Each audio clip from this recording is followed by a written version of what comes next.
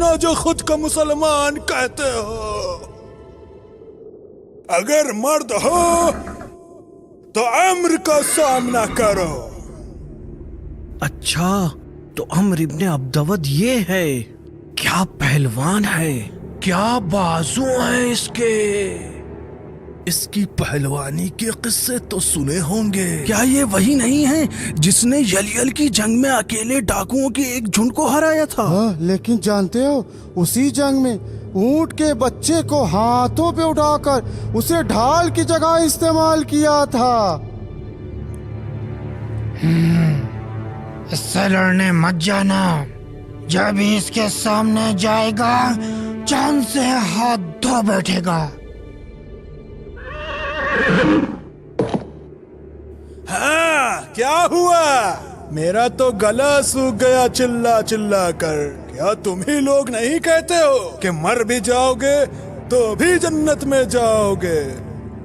پھر کیا سوچ رہے ہو؟ آؤ ایک ہی وارڈ سے تمہیں تمہاری پیاری جنت میں پہنچا دوں۔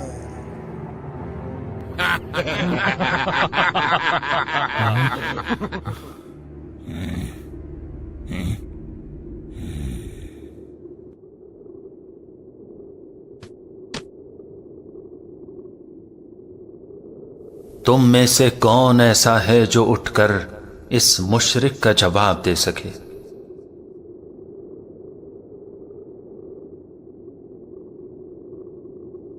میں اے اللہ کے رسول۔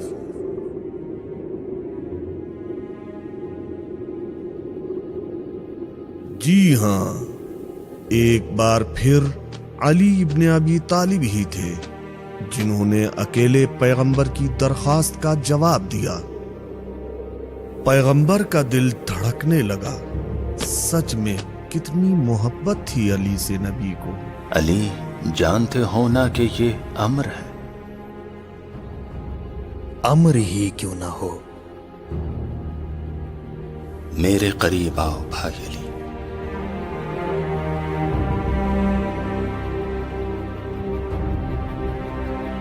پیغمبر نے علی کو تیار کیا، اپنا امامہ ان کے سر پر رکھا اور ان کے لیے دعا کی،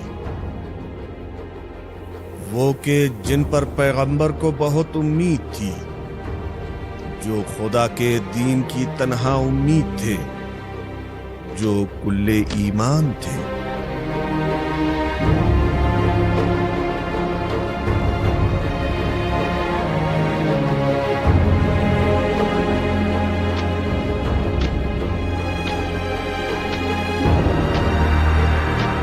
علی وہی تھے جن کی ولادت کے لیے خانہ کعبہ نے اپنی باہیں اس طرح پھیلائیں کہ دیوار میں در بن گیا۔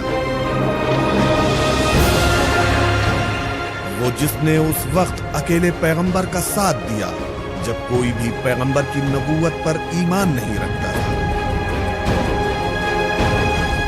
وہ کہ جو شب ہجرت مکے اور مدینے کے 40 دشمنوں کی تلواروں کے سائے میں سویا تاکہ پیغمبر کی جان بچا سکے، اور جس نے احد میں پیغمبر کی جان بچانے کے لیے 70 سے زیادہ زخم کھائے لیکن پیچھے نہیں ہٹا۔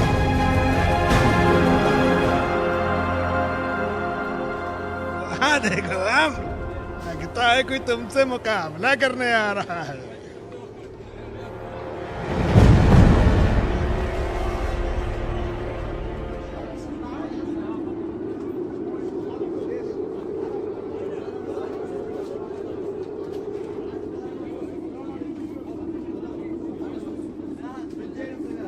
اس وقت کل ایمان ہے جو کل کفر کے مقابلے پر گیا ہے۔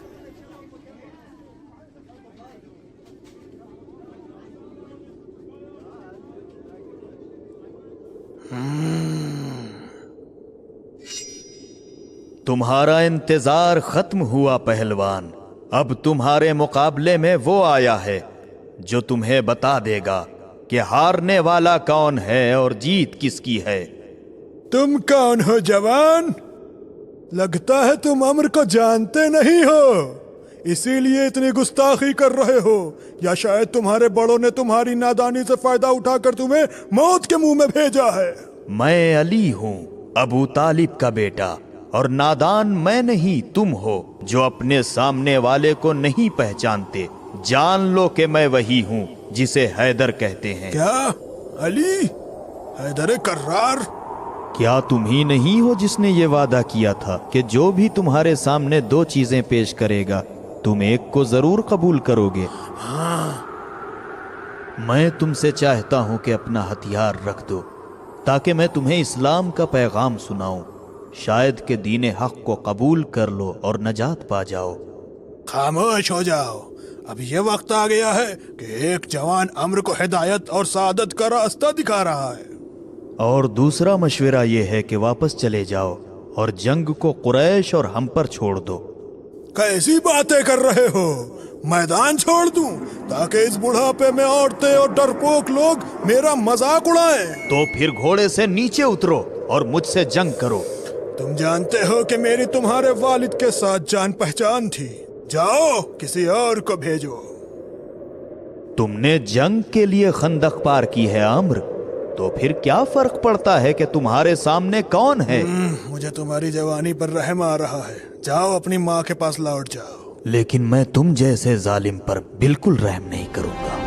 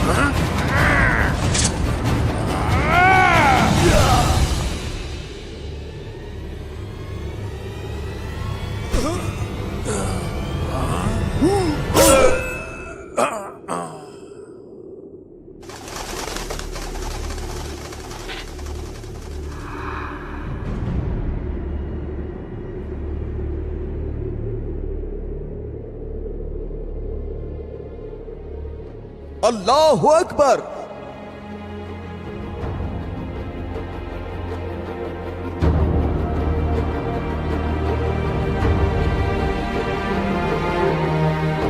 آج کے دن علی کی ایک ضربت تمام جن و انس کی عبادت سے افضل ہے۔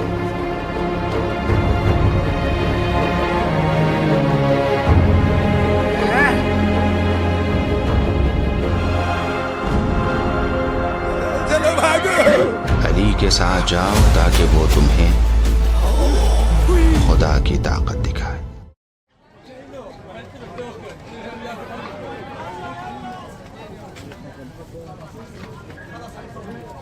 اے محمد، تم خود کو گزشتہ انبیاء سے برتر جانتے ہو، حالانکہ وہ عظیم اور بڑے معجزے کے مالک تھے۔ تم کون سے معجزوں کی بات کرتے ہو؟ جیسے مردوں کو زندہ کرنا۔ کیا ایسا نہیں تھا کہ عیسیٰ مردوں کو زندہ کیا کرتے تھے؟